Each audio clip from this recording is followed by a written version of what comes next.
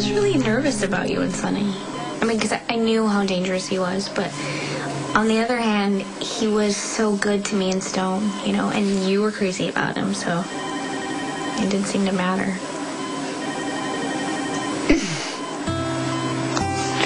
What?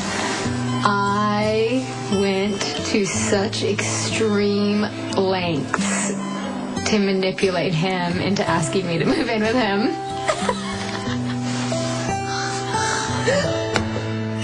What are you doing? Sit-ups. Well, I figured this. Why? Because I do 100 sit-ups every morning. Oh, man, since when? Well, I didn't think it was the most romantic thing to do when I used to stay the night over. So, what happened to romance? Well, we are going to be waking up every morning together from now on, so I figured I should get back into my regular routine.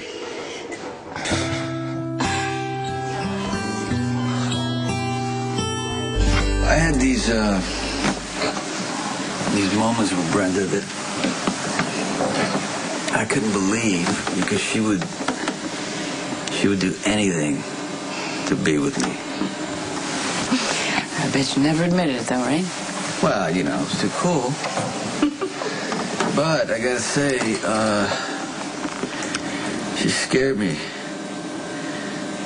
a lot, because she was demanding, insecure. And I said things to her that I'll always regret.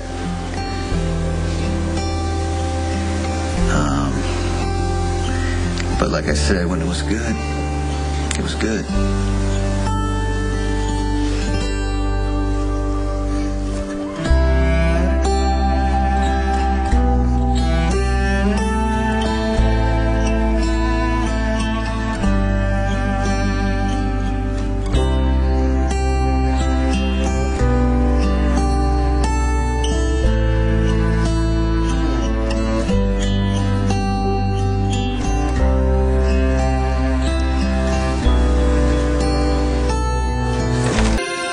You know that I loved Sonny more than I've ever loved anyone in my whole life. He was my whole world. It was a little more complicated for him. He was very secretive. I mean, he still is. I know. Funny, because now I understand having to keep secrets, but back then I just couldn't wrap my brain around it. Didn't matter, though. I still thought nothing would ever stop us. Do you think it was fate? Yes, I do. I did. I just felt so important when I was with him. For the first time ever, just felt like I mattered. Like he was that person, you know? That person. The person who loves you forever, no matter what. I'm sorry, going on and on. No, it's okay. Well, you don't want to hear about, you know, me and other women while you were raising our son and Benson, her. Sonny, you didn't know, because I didn't tell you. If I had known, you know, I'd have been there. I know, but then you never would have had Brenda. And I wouldn't have got to raise Dante exactly the way that I wanted to. And as it is, we've got a fabulous son that we can both be very proud of. You know, I'm really happy that you feel you can confide in me like this. I don't think I've ever seen this side of you before.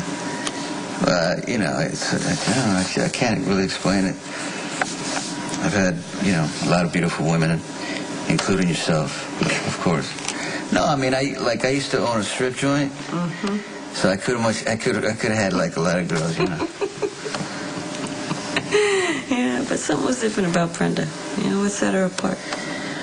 Well, she was spoiled. She was, you know, rich. She lived a privileged life, treated it like it was nothing. And you just had to prove that you were good enough, right? Well, it started that way, and then it became a lot more, you know, because I couldn't believe that I could feel that much for somebody. And then she gave me her heart and soul, and I couldn't get enough. You know, Sonny, I really like getting this little thank you. A glimpse into the middle of your life. Of course, I knew you so well when we were growing up, and I know you now. But everything that happened in the middle was always kind of a mystery to me. You know, you're probably better off. Because when I left Bencherners to go to the Paradise Lounge, was not my finest hour. I was going down the wrong road. And I didn't know at the time that when they shut down the Paradise Lounge that it would be the best thing for me because I was right in position to take over for Frank Smith when he died. Right.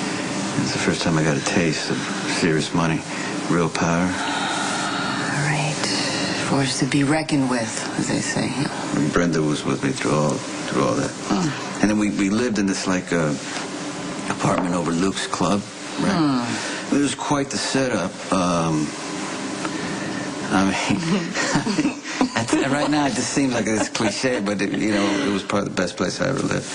I can see it right now. I see some shiny sheets, a lot of smoked glass, black leather, little chrome. Yeah, chrome everywhere. So much chrome that if you looked at it, it would blind you. And then it had like a dimmer for the lights to set the mood, right? Candles and all that kind of stuff. Sweet. It's very slick because I was pretty slick when I was young. Yeah, you're still pretty slick. Brenda saw right through all that. You know, she wanted the best for me. She expected me to have more. Basically, if it wasn't for her, I wouldn't be who I am. We just had so much fun. You and Sonny and I know. We did. The good times definitely outweighed the bad times. Yeah. I think that's why it's so easy for me to romanticize Stone, because we didn't have time to experience the bad. Yeah. We didn't have to make any hard choices because, well, the biggest one was made for us, so all there was left to do was have fun and love each other. Do you remember our first double date when we lied to my Uncle Mac and then we went to Sonny's apartment? We were cool then. We were. We were cool then. And I started drinking, and I remember Sonny didn't say anything. And Sonny cooked, and the food was ridiculous. It was. And then he sent Stone on some errand in the middle of the night to the post office. I mean, it's so obvious now what was happening, but I was clueless back then. You guys fell for that? That was so cute, because that was his big plan for me. He always has a big plan for me. And do you remember the night that Luke's Club opened? It was like everyone in Port Charles was there. Yeah, and what happened to Luke's Club? Luke apparently trashed the place, and then there was a fire. And what happened to Sonny's old apartment? The building's still standing, but I don't know, I think it's gutted. He always loved that apartment, He said he'd never leave it. I guess he did. It's kind of sad when you think about it. It's like a memorial to a time when all of us were really happy. Yeah. Any update on the Balkan? Spinelli's still looking for information. This whole thing is going way too slow. How's Brenda? She's, all over the map. She's complaining about everything. I won't let her go jogging in the park. Imagine that. Seems like she's getting upset over just little stuff now. Yeah, I know how she gets. She gets wound up. She doesn't want to think about what, she doesn't want to think about, which is the Balkan. Or being back in Port Charles. Yeah, like when we were together.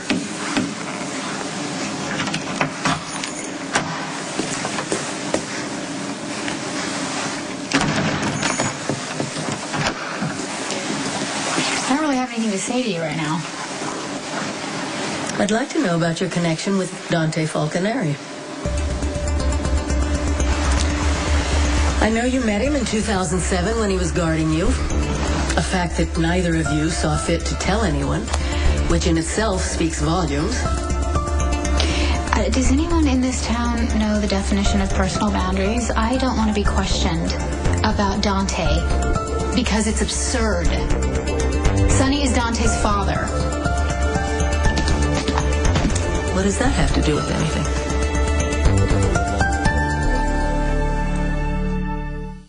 I feel like you're attacking me for something. That is not my intention. I just want you to realize that sometimes you react without thinking things through. Sending Dante away the way you did before is not a good idea. Well, it doesn't matter. I just had Jason get him reassigned. Brenda, He's a good cop. You need protection. He's doing a good job. I'm not comfortable with Dante.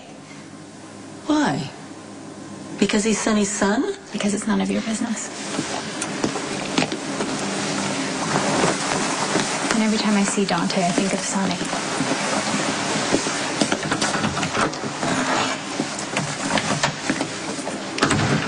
You know, sometimes I think about Brenda, like I'm on the docks, and I see her with, you know, when I first met her, she had that suitcase. Max gives me a ride in the car. I look out the window and I can see her and Robin laughing like when we first met. You ever notice that she leaves the coffee cups half empty? Yeah, it drives me nuts. She still does it. You know, I don't know when it was past midnight one night, and I told Max to pull over the car.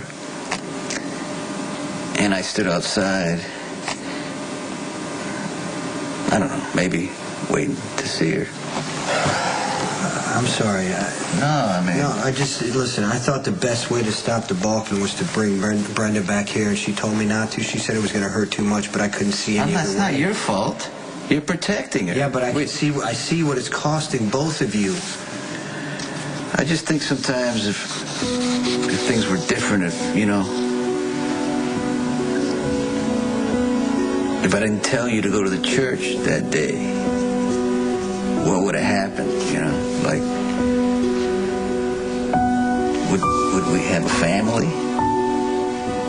Would we be, sharing a life together?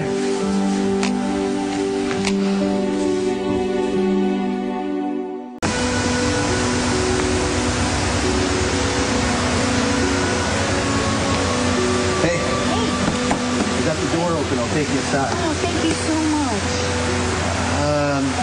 You know what? The place is pretty burned out. I don't know if you should walk in there by yourself. Could you just wait here? I'll be okay. It's been standing for so long. I doubt it's going to fall down tonight, right? I don't like it. Yeah, but you could just stand right by the front door, and you have my cell phone. I have yours. It'll be fine. Look, Brenda, I'm supposed to stay with you.